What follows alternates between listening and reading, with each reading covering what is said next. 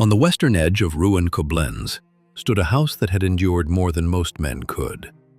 Its walls were scarred by shrapnel, its roof caved in, yet the stone arches held, as if the house itself refused to surrender. In its basement, once filled with barrels of wine, now lived the smell of blood and salt water. Anna Hoffman had grown used to that smell. At 26, she had learned to breathe through fear and silence. Her husband had fallen at Stalingrad, and since then she had worked in the hospital, bandaging wounds, scrubbing blood from the floors, closing the eyes of those who would never open them again. Each night, the sky above the Rhine burned red. Each night she whispered to herself, "I'm not crying. It's just dust from the bombs." Once, long ago, she had taught Latin at the gymnasium. Now her hands knew only flesh, warm, trembling, broken flesh. In the underground ward, carved from the bones of an old university, Anna was one of the few who never panicked. The younger nurses screamed at sirens, ran to the windows at every explosion. She pressed her lips together and kept working. Sometimes, when the bombing quieted, she would walk to the ruins of the bridge and stare at the dark reflection of the stars in the river. For a few moments, she could almost believe there was still a place, somewhere, untouched by war. A place where laughter still existed, where air did not smell of fire, where she could remember she was a woman and not just a nurse under a dying sky. That morning the air was thick with smoke. Another district had been burned. 2 soldiers dragged in a prisoner. His uniform was torn, his arm crudely wrapped in a filthy rag. He said nothing.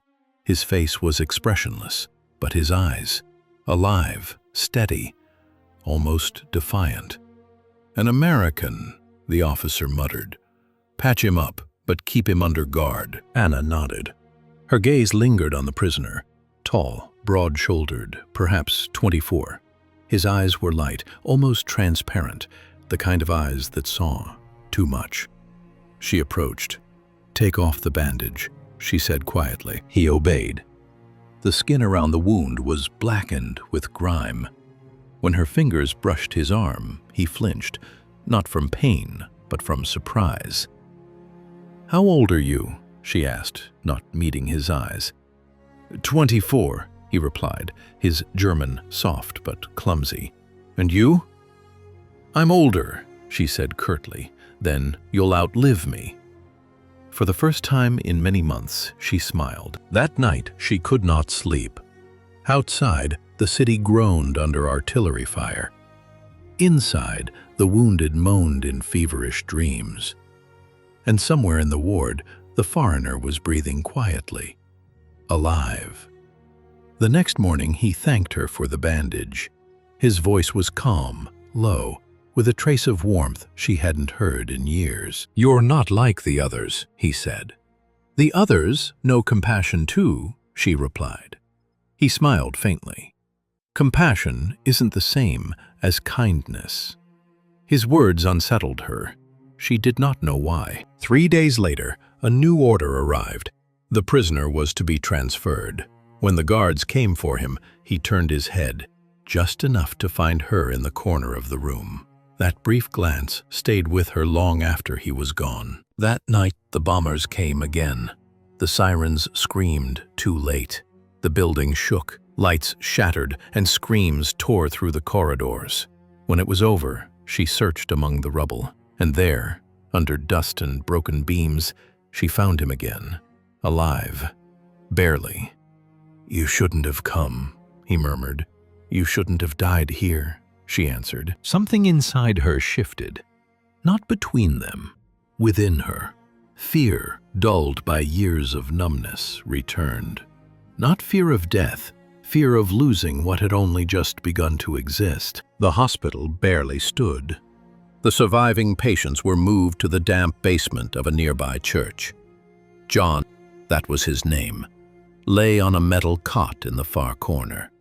He was weak but awake, watching her as she passed between the beds. At night, when the others slept, he spoke in a whisper. About Iowa, the cornfields, his father's farm, the quiet rhythm of life before the war. He had studied history, he said. and wanted to work in a museum surrounded by ancient artifacts instead of guns. "I used to think history was about battles," he told her. "Now I know. It's about the ones who survive them." She looked down at her hands. "And those who don't, they still live," he said softly, "in the memories of others." From that night on, she stopped seeing him as an enemy. A week later, a new officer arrived, Oberleutnant Müller. Tall, clean-shaven, with the polished cruelty of a man who loved rules more than people. He inspected the ward, his boots echoing on the stone floor, and stopped beside John's bed. "This is the American?" "Yes, Herr Oberleutnant," Anna replied. "You tend to him carefully," he said. "Too carefully, perhaps." She met his gaze. "He'll die without treatment." Müller smiled thinly. "And why should you care if he dies?" His voice was calm, but his eyes were knives. She did not answer. He stepped closer. "I've read your file, Fräulein Hoffmann. Your husband fell at Stalingrad. You, of all people, should remember who the enemy is." "I remember," she said quietly. He walked away. But from that day on, she felt his presence everywhere, like a shadow that never left. That night, John handed her a scrap of bandage on which he had scrawled clumsy words in German. "If I ever see the sun again, I'll find you." She hid it in her pocket beside her cross. The front drew closer. Rumors spread that the Allies had crossed the Rhine. In panic, the staff burned documents and fled. Müller was the last to leave. Before he did, he stopped at the door and said, "You should disappear, Fräulein Hoffmann. When the Americans arrive, they'll hang anyone in uniform or anyone who helped them." She didn't reply. She was beyond fear. 2 days later, tanks rolled into Koblenz. Anna stood by a shattered window when she saw him, standing atop a tank, helmet on, eyes scanning the crowd. John. Their gazes met for an instant. He jumped down, walked straight toward her through the smoke. "I was looking for you," he said quietly. "All this time." She didn't move, only tears traced the dust on her cheeks. They hid in the attic of a ruined house on the edge of town. Outside, the city groaned and rebuilt itself. Inside, time stood still. John brought her bread, water, bits of chocolate from army rations. Sometimes they spoke, sometimes not at all. He read to her fragments of the letters he'd written to his mother. Letters he'd never sent. "Mom, I still believe that people can stay human, even when the world forgets how." She listened and realized that a foreign man's words could feel more like home than her own. But the war wasn't done with them. Rumors spread of tribunals, of Germans accused of collaboration. Anna knew she would not escape suspicion. "I can get you out," John said. "You'll go as a translator. We can leave tonight." She shook her head. "If I run, they'll say I'm guilty." "They already will," he answered. "Then let them." He looked at her for a long time. "Then I'll stay." "You can't." "I can." But she knew he wouldn't. He couldn't. His duty was waiting, and so was her silence. That night, soldiers patrolled nearby. Footsteps stopped beneath the attic. Anna froze. John reached for her hand. The footsteps moved on. He whispered, "Even silence feels dangerous now." She smiled faintly. "If we survive this silence, we can survive anything." Days blurred. Every minute with him felt stolen from fate. Sometimes she watched him sleep. Young, exhausted, no longer a soldier, no longer a prisoner, just a man. Everything inside her reached for him, and everything resisted. Love in wartime was not a feeling, it was a crime. Spring came hesitantly. For the first time in years, the sky was blue. The river, swollen with melted snow, reflected light like glass. John came to her one evening, his uniform clean again. "They're sending us east," he said, "to clear the Rhine of mines. I have to go." She nodded. "Will you come back?" He hesitated. "I already come back to you." every time I close my eyes. That night, they sat on the ruins of an old bridge. For the first time in years, silence. "We could leave, Anna," he said.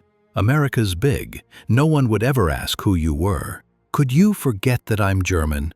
"No, but I could remember that you're the one who saved my life." She took off her silver cross and placed it in his palm.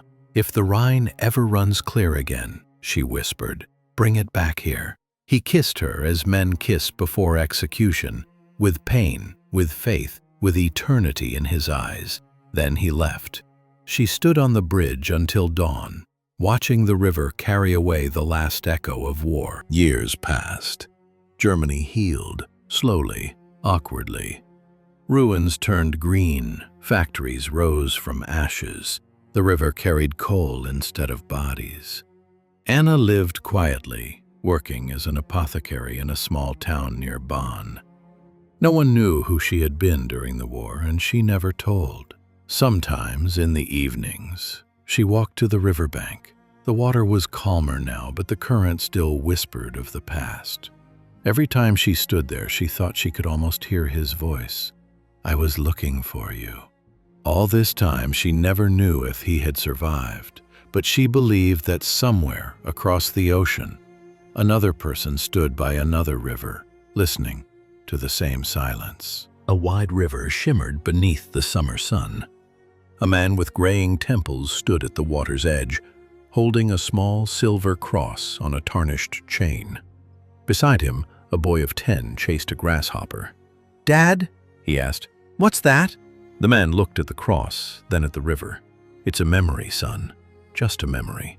He closed his hand around it, then gently tossed it into the water. The cross sank with a quiet sound, sending ripples across the surface. Sunlight danced on the waves, and for a moment the world held still. "Memory of who?" the boy asked. "Of someone who saved my life," the man said, "and someone I couldn't save." He watched the current carry the last glint of silver downstream. The church bells rang softly through the small German town. In the window of an old house sat a woman with silver hair. An open book rested on her lap, forgotten. Beyond the lace curtain, the Rhine glowed with the last light of sunset. For a moment, something flickered on the water, a faint sparkle, like light thrown from afar. Anna raised her eyes. Her lips moved in a whisper. "The Rhine is clean again." "You kept your promise, John." She smiled, not sadly, but peacefully. Outside, the river flowed on, timeless, indifferent, carrying everything away and returning only what truly endured. Love does not choose a side in war. It simply happens, between two souls stubborn enough to remember that a human being is always greater than his flag. If you liked the story, share your impressions in the comments and don't forget to subscribe. New stories will be coming soon.